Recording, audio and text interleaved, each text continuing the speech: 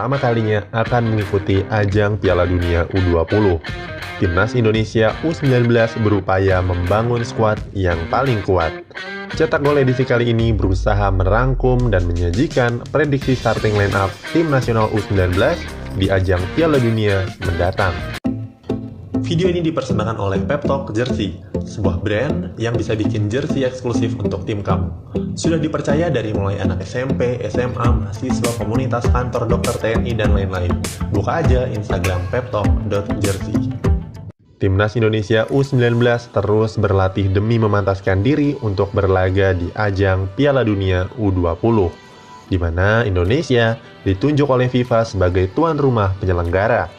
Kejuaraan ini nantinya akan dilaksanakan pada tahun 2021 dan diikuti oleh 24 negara di dunia.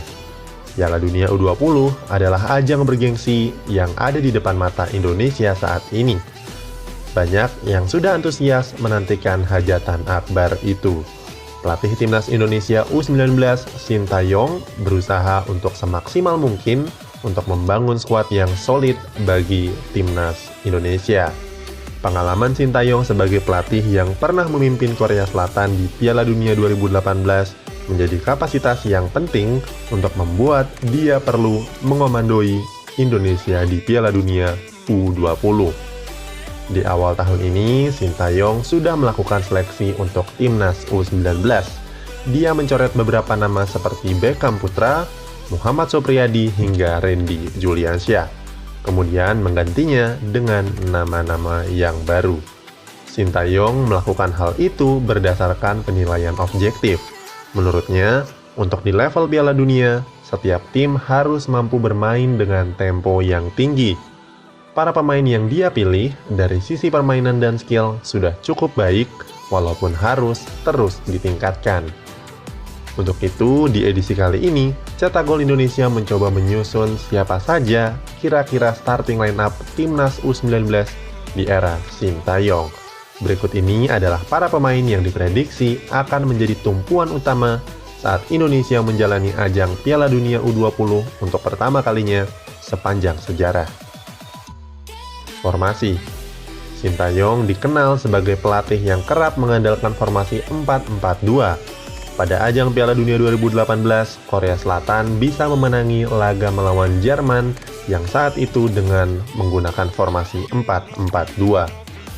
Kejutan semacam inilah yang diharapkan terjadi saat Sintayong memimpin Timnas U19. Pola formasi ini diprediksi tidak akan banyak berubah. Sintayong seperti sudah nyaman menggunakan formasi 4-4-2. Tinggal yang perlu dilakukan adalah penajaman taktik.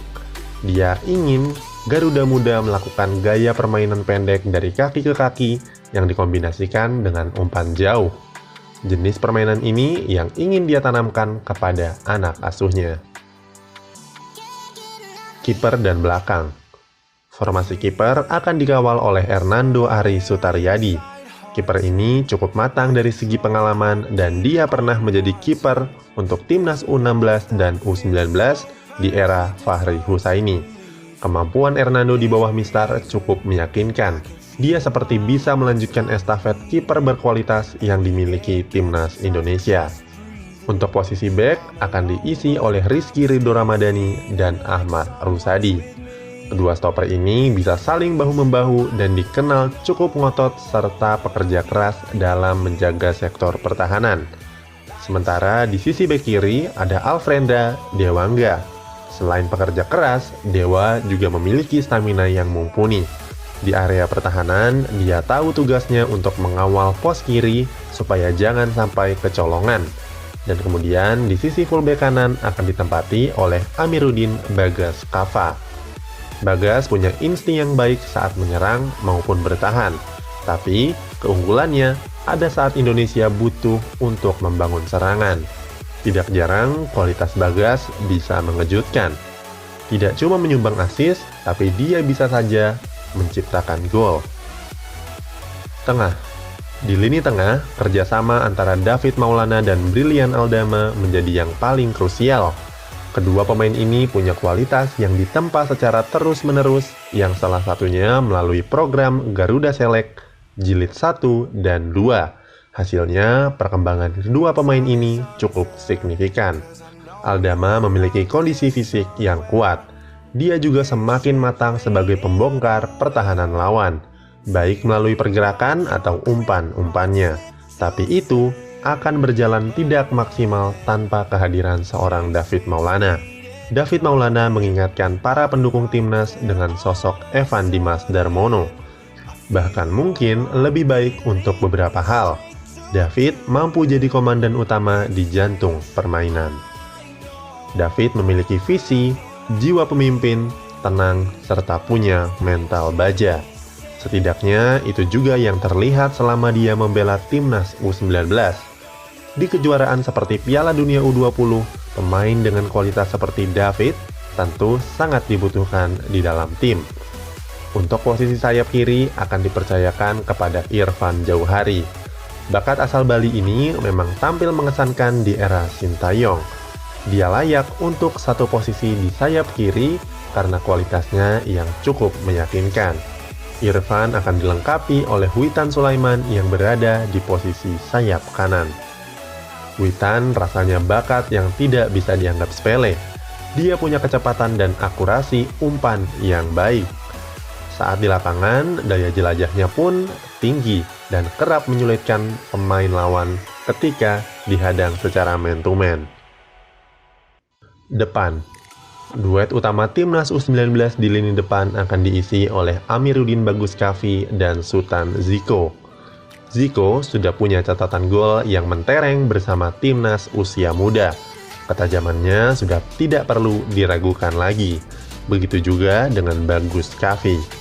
Walaupun mengalami cedera patah kaki saat bermain melawan Garuda Select, penyembuhan Bagus Kaffi diprediksi akan pulih total dalam waktu 8 bulan.